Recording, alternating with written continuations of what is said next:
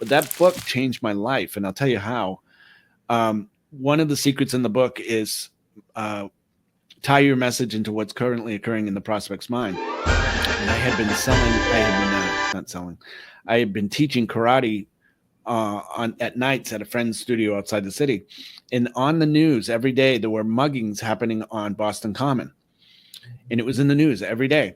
And I thought, how can I tie what I do into what's happening in the news?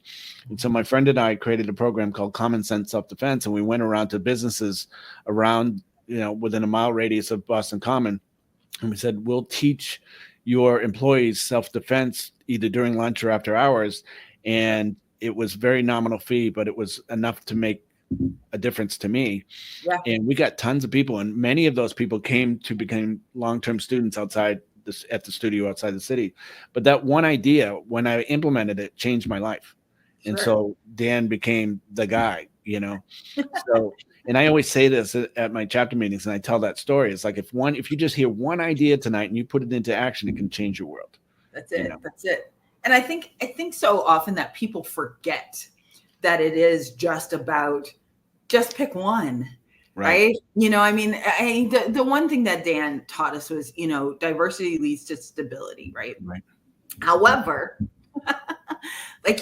doing 15 things and running around, you're just going to be overwhelmed. Would you agree?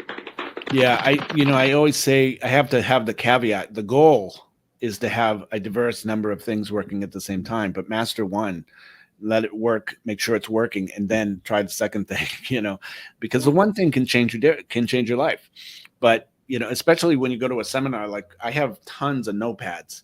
In fact, I wrote my book based on all the notes I had from Dan Kennedy's seminars, and I shared my notes in the book, and every hand side of the page is a note from it. It has nothing to do with what's going on the other page, but it's just a note, a big aha, right?